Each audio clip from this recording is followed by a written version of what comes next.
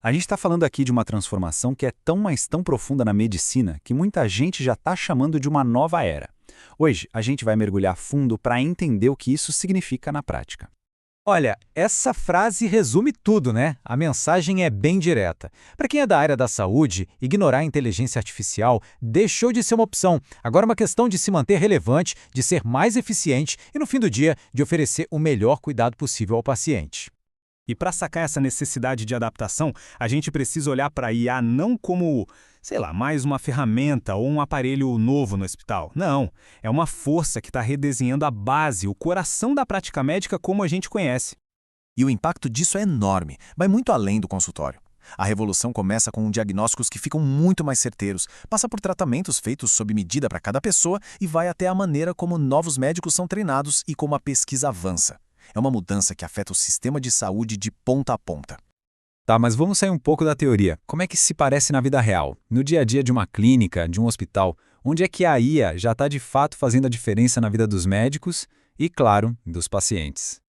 A grande sacada aqui não é uma competição, sabe? Não é uma luta de humano contra máquina. Pelo contrário, de um lado a gente tem a empatia, a capacidade de entender o contexto do paciente que só um ser humano tem. Do outro a gente tem a velocidade e a capacidade da IA de analisar um volume de dados absurdo. A verdadeira mágica acontece quando a gente junta essas duas forças. Pensa, por exemplo, na hora de dar um diagnóstico. Um sistema de IA consegue analisar milhares de exames de imagem em questão de minutos. Ele é treinado para achar padrões, às vezes tão sutis, que um especialista poderia levar horas para encontrar ou que talvez nem encontrasse. O resultado? Diagnósticos muito mais rápidos, mais precisos, o que pode salvar vidas em áreas como radiologia e patologia. E um bom diagnóstico é só o primeiro passo, né? Depois disso, a IA ajuda a gente a fugir daquela abordagem de um tratamento serve para todo mundo. Analisando o DNA do paciente, o histórico médico, tudo, ela ajuda o médico a definir a terapia ideal para aquela pessoa específica, no momento certo. Isso aumenta a chance de sucesso e diminui os efeitos colaterais. Bom, tudo isso soa incrível, quase como ficção científica, mas como é que a tecnologia funciona por trás dos panos? Para a gente poder usar isso de um jeito inteligente e responsável, é super importante ter pelo menos uma ideia da base de tudo. Vamos desmistificar isso um pouquinho. Basicamente, o processo todo se apoia em 4 pilares. Primeiro e mais importante, os dados. Sem uma montanha de dados de boa qualidade, o sistema não aprende nada direito. Depois vem o treinamento, que é quando os algoritmos estudam esses dados para aprender a achar padrões. O terceiro passo, a validação. É tipo uma prova final, um controle de qualidade rigoroso para garantir que o sistema está acertando.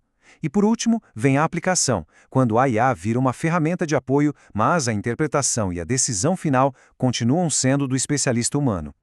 Claro que uma tecnologia com todo esse poder ia trazer junto umas discussões bem complicadas. Não dá para a gente falar só da parte boa sem encarar de frente os dilemas e os desafios éticos que ela traz para a mesa. Isso já nos joga direto numa pergunta que hoje ninguém tem uma resposta fácil. Se um sistema de IA erra um diagnóstico, por exemplo, a culpa é de quem? Do médico que usou a ferramenta? Da empresa que desenvolveu o software? Do hospital que comprou? As nossas leis ainda não estão prontas para esse tipo de situação. 2 pontos aqui são cruciais. Primeiro, a história da mudança nas funções. A IA vai automatizar muita tarefa repetitiva. A ideia não é que pessoas percam o emprego, mas que o trabalho delas mude, focando mais naquilo que só um humano faz bem. O cuidado, a empatia, a decisão complexa. O outro ponto que é seríssimo é o risco do erro.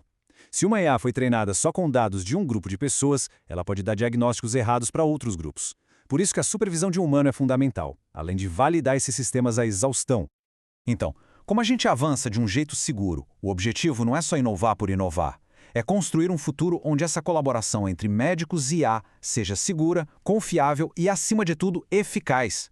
E para isso acontecer, a gente precisa de uma estrutura bem definida. Esse caminho para uma IA responsável precisa de 3 coisas andando juntas. Primeiro, a gente precisa de regulamentação, de leis claras sobre segurança e transparência. Isso ajuda a resolver o segundo ponto, que é definir de quem é a responsabilidade quando algo dá errado.